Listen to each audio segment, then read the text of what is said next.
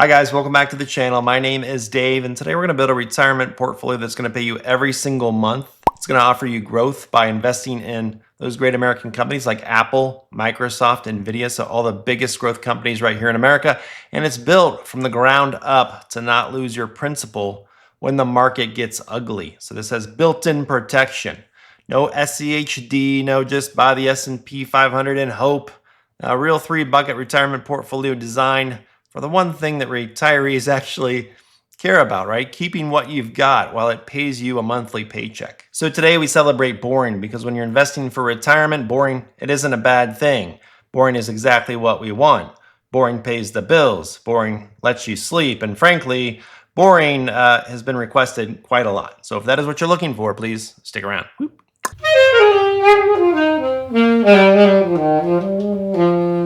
But here's the trap that some retirees fall into. They spend 30 years building up a portfolio. They finally hit their number, and then they're told, hey, here's a 60-40 portfolio. You're all set. But if we go back, let's say, just take a look at 2022. In the S&P 500, it was down 18% at one period. And bonds, the supposedly safe part of a 60-40 portfolio during that same time, got cut up right alongside them. So when you're 65 and pulling income, less bad than the S&P 500 is not a strategy. So what we really want is three things working together: stability that doesn't blink, income that shows up every single month, and growth exposure, maybe that has a floor underneath it. So that's how we're going to build it. That's right, we're back to the three bucket system. Bucket one, 30% stability bucket. This is the part of the portfolio that we don't even have to really think about. It just sits there. It earns yield and it lets you sleep. No big deal. This is where you start to celebrate being boring. Two things in this bucket. That's it. The first one is SGov, the iShares 0 to 3 month Treasury ETF. This is about as close to cash as you can get. Currently yields around 4%, pays you every single month. 100% backed by US Treasuries with basically zero duration risk. If rates move, SGov barely flinches. So it's that quiet kid in the back of the classroom who always gets that A that certainly wasn't named Dave. And I'm pairing this up with CSHI from Neos. I've done a full review of CSHI. The link is down below, but the short version, it holds short T-bills just like SGov, but layers a put spread option strategy on top to enhance the yield. Currently yields around 5%. Again, paid every single month, and because of how the options are structured, a big chunk of that distribution may end up as return of capital, which is friendly come tax time. And that little extra risk has paid off thus far as we look at this 3-year chart from Seeking Alpha. And by the way, I like to mention that I am a Seeking Alpha affiliate. I really do like this product. I do use it every day. So if you are looking for a stock and ETF research tool, consider it. Check out the links below for discount offers. Now, some people are going to ask, why not use a real bond fund with a higher yield? What about something like AGGH, for example, from Simplify? That's a fair question. AGGH, it certainly could be an alternative, but here's the thing. I want to be boring. Over the last 3 years, AGGH's total return is roughly in line with CSHI, but with a lot more volatility along the way. And remember, what we're doing here, we're celebrating boring. I don't want volatility. I'm not being paid for. So for this portfolio, I'd rather take CSHI's smoother ride. If you want to swap in AGGH, it's certainly defensible, but you will have some more ups and downs. Bucket 2, 40%. This is the income portion of our portfolio where we have to expose ourselves just a little bit. This is our monthly paycheck that we're going to get from this portfolio. This bucket, it's just a little bit less boring, but just a little bit. This works with the idea that you want to live off the yield and not sell shares. So I've got 3 funds here. We're going to start with SPYI from Neos. This is a covered call ETF based upon the S&P 500. Currently yields around 12%. And I've talked to the folks at Neos plenty of times on this channel about this fund. I like it. A big portion of their distribution is classified as return of capital typically. We'll come back to why that matters in a minute. If SPYI isn't your flavor, though, some good alternatives in the spot that we've talked about would be GPIX from Goldman or TSPY from Tap Alpha. I've covered both again on this channel. Next up, we've got GPIQ from Goldman Sachs. The same idea as SPYI, but on the NASDAQ 100 instead of the S&P 500. Currently yields around 10.4%. Goldman's been running this a little more conservatively than some of the NASDAQ covered call alternatives out there. And in a retirement portfolio, that's exactly what we want. We're not chasing the highest yield, we're chasing the most reliable yield on the biggest growth companies in America.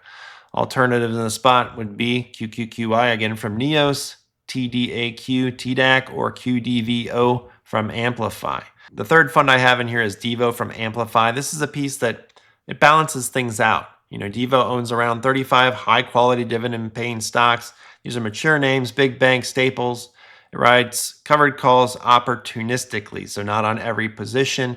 Yields around 6.3%, which is lower than the other two, but you're getting dividend quality, and the covered calls are being used selectively rather than as a yield maximizing machine. It just kind of smooths the ride out. It's boring, but in a good way, and fits well here. So together, this bucket is designed to deposit money into your account every single month while also providing some upside growth. Also, if you want to add some international exposure, this is a good spot. And I think an international fund can certainly hold some real value in a portfolio like this.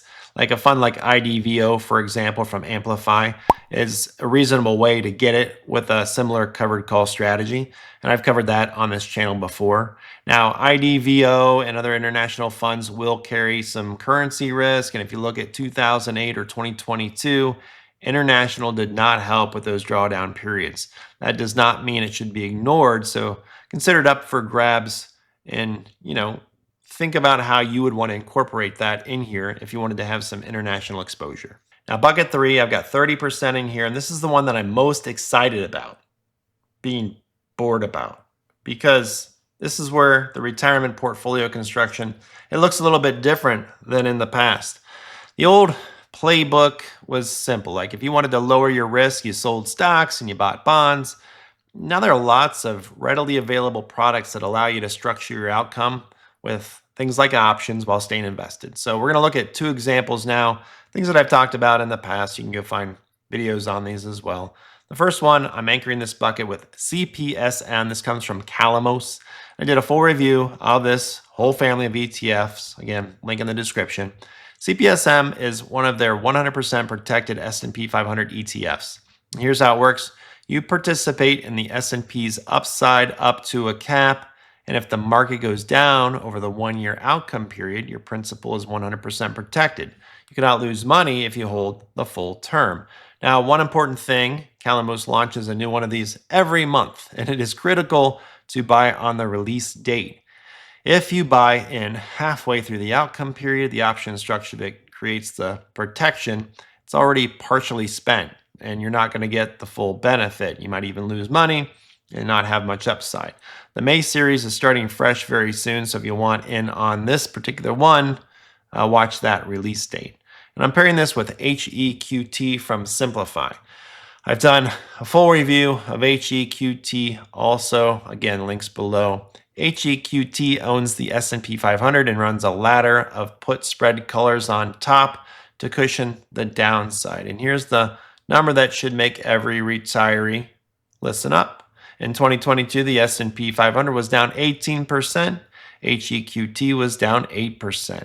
It cut the bear market pain by more than half, while you still owned the S&P 500. No bonds, no cash, just the index with this hedge on top. That's how you stay invested in retirement without losing sleep. So here's what the whole thing looks like at a 30-40-30 ratio. Your stability bucket is quietly earning around 4.5% on 30% of the portfolio. Your income engine is kicking off roughly a 10% blended yield on 40% of the portfolio. And then you have this buffered growth bucket, and it's there for long-term compounding without the full bear market risk. So when you blend it all together, let's suppose we have a $1 million portfolio, you're looking at a distribution rate of around 5.45% or $54,500 a year, or around $4,540 a month. That's hitting your account every single month. On a $500,000 portfolio, you're looking at around $2,270 a month. And your principal isn't sitting out there naked, waiting to get mugged by the next bear market. You're somewhat protected. Here is a quick comparison of the S&P 500 versus this portfolio over the past 2 years, which have been good solid years, although we have had some volatility. The benefits of this setup are the reduced drawdown of only 2.94% versus 7.56% for on the S&P 500, the increased yield, assuming that is what you want to see, and still a nice amount of growth with a compounded annual growth rate, CAGR, of 10.84%. However, as you can see, you also give up a lot for this safety when the market runs. So in this case, just owning the S&P 500 resulted in nearly a 16% CAGR during this time period. So you have to decide, is that worth it for you at this period in your life? Now, a word on account placement, because this does get asked quite a bit. Conventional thought wisdom here says put all your income funds in an IRA or Roth so the distributions don't get taxed. For something like Devo, where the distributions are mostly ordinary income, that's generally right. But with funds like SPYI and GPIQ, it's a little bit different. SPYI in particular has been running around 90% plus return of capital on its distributions in these uptrending years. What that means in plain English in a taxable account is that most of the distribution isn't hitting you as ordinary income in the year you get paid. It's reducing your cost basis instead, deferring the tax event until you actually sell the shares. That day will still come, but 'tis not today. And one more thing, nothing in this video is personalized advice. This is education. Your situation is certainly different than what you see right here, right now. But if you are getting close to retirement and you want to walk through what a portfolio might look like for you, you can always email me directly. I'm happy to help. All right, that's boring. That's today. That's a relatively safe retirement portfolio that still pays you every single month. But next week, we're going the complete opposite direction. Same $1,000,000 idea, completely different playbook. So we're going to throw boring right out the window. We're going to swing for the fences. We're going to embrace volatility. So if today's video was about protecting everything that we've got, next week we're going to seek alpha and the pursuit of unconstrained capital appreciation and income. And at that point, you can decide angels on one shoulder, demons, maybe a blend of both. We're going to find out who you truly are. Now, if you did find value in this video, please like and subscribe. It really does help out the channel. If you have any questions, I'm happy to answer those. Ask down below. And I try to release a new video every single week. But you don't have to wait till next week because I'm sure there's plenty more. You can check out one of these videos next. Anyway, thanks for watching. Have a great day, and we will see you next time. Take care. Whoop.